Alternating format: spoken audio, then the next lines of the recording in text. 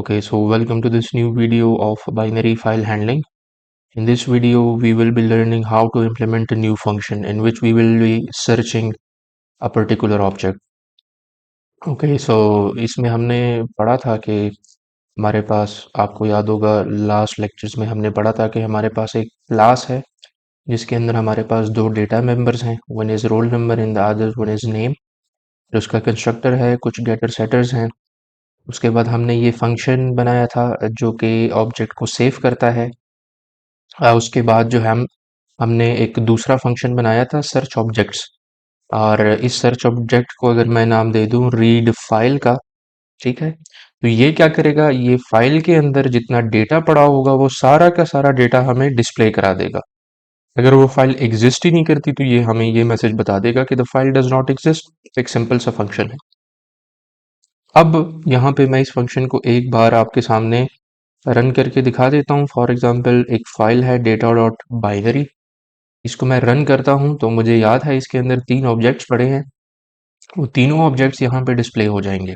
ठीक है जी। तो एक फर्स्ट पर हमारे पास रॉबर्ट है, टू रोल नंबर के ऊपर जोसेफ पड़ा है और थ्री रोल नंबर के ऊपर एलेक्स पड़ा है। ठीक है जी। तो ये तीन ऑब्जेक्ट्स ये डेटा डॉट बाइनरी के अंदर स्टोर है।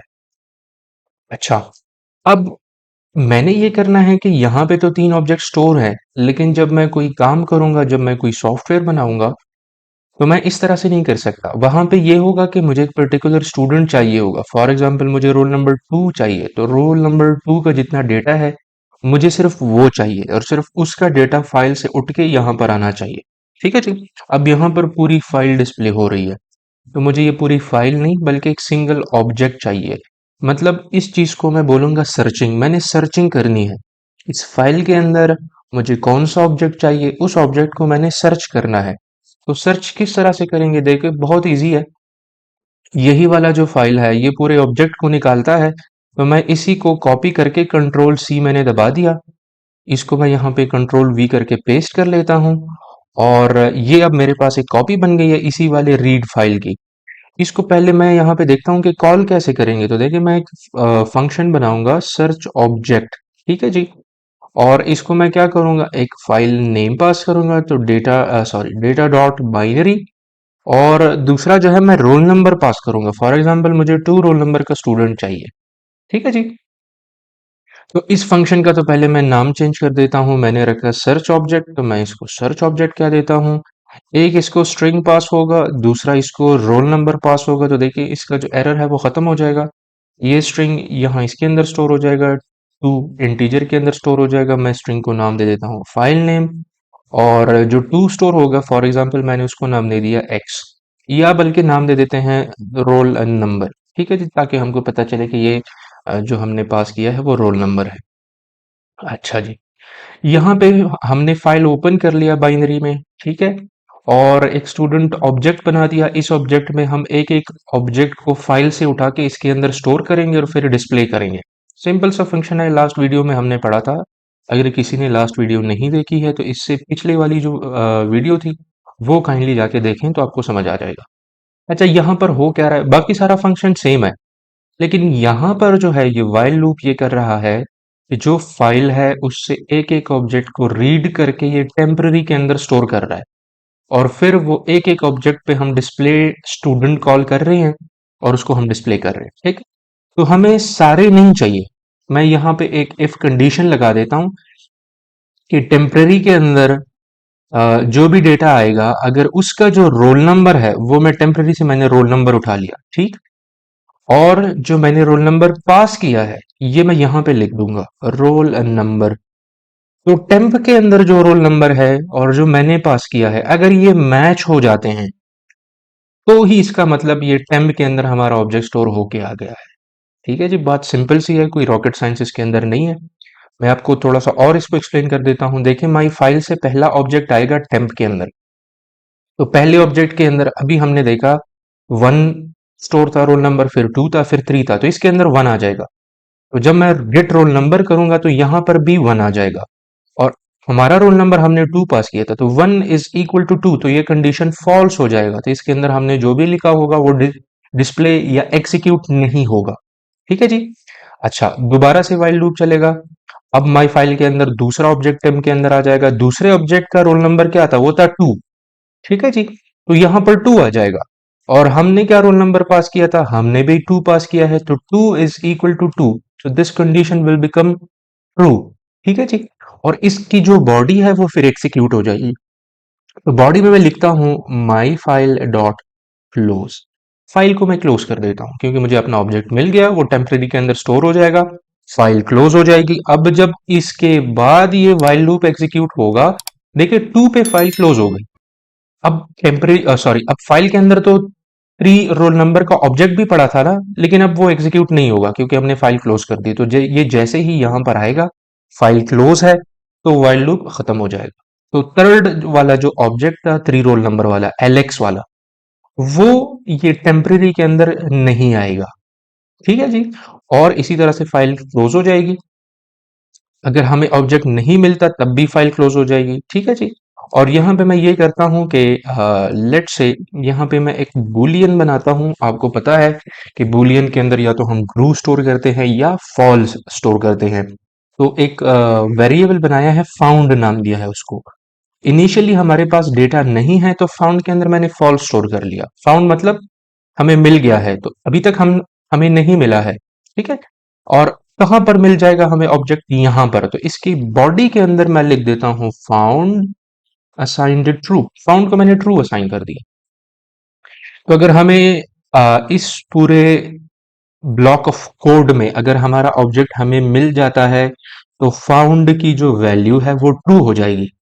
अगर इस पूरे ब्लॉक ऑफ कोड में अगर हमें हमारा ऑब्जेक्ट नहीं मिलता, तो फाउंड की वैल्यू फॉल्स ही रहेगी।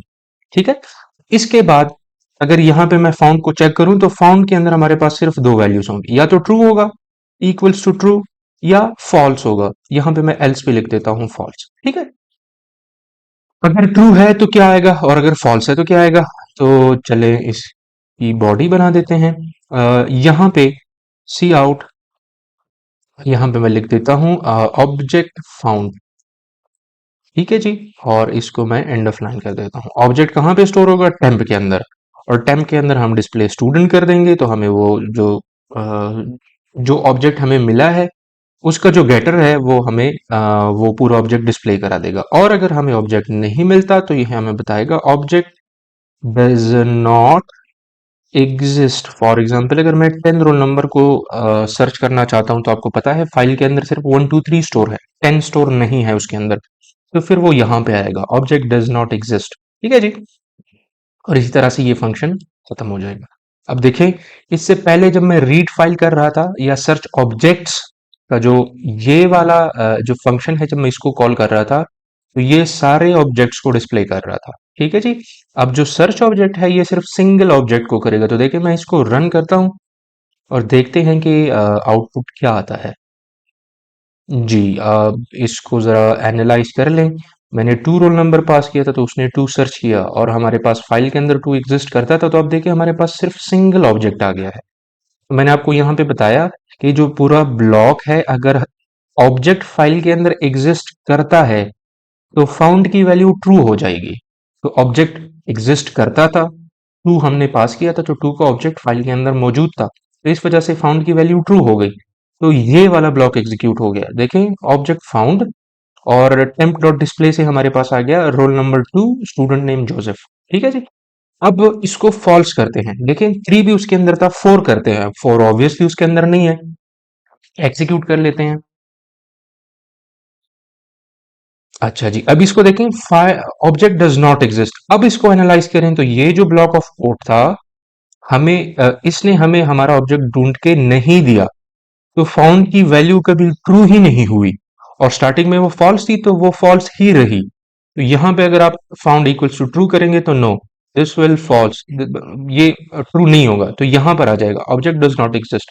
तो 4 का ऑब्जेक्ट एग्जिस्ट नहीं करता। ठीक है जी, और एक और चीज, इसको अगर हम फैंसी वे में करेंगे तो ये इस तरह भी हम कर सकते हैं। देखिए, जो कंडीशन होती है उसके अंदर या तो हमें ट्रू चाहिए होता है, जो भी हम कंडीशन के अंदर लिखते हैं। फॉर एग्जांपल मैं लिखता हूं कि 5 इज ग्रेटर देन 2, तो ये तो या ट्रू होगा या फॉल्स होगा। 5 इज लेस देन 2, ये भी अगेन या ट्रू होगा या फॉल्स होगा। ठीक है, इसी तरह से फाउंड है, तो फाउंड के अंदर भी या तो ट्रू आएगा या फॉल्स आएगा, इन दोनों के अलावा कोई तीसरी वैल्यू नहीं आ सकती। तो अगर ट्रू आएगा तो ये ब्लॉक एग्जीक्यूट होगा, और अगर फॉल्स आएगा तो ये ब्लॉक एग्जीक्यूट होगा। ठीक है जी, अब दोबारा से रन करके देख देख लेते हैं, एनालाइज कर लेते हैं। ठीक है जी, ऑब्जेक्ट डज नॉट एग्जिस्ट, और यहाँ पे मैं फॉर एग्जाम्पल 3 को सर्च कर लूँ तो 3 पे हमें याद है एलेक्स एग्जिस्ट करता था। देख लेते हैं कि एलेक्स आता है कि नहीं। यस, ठीक है जी।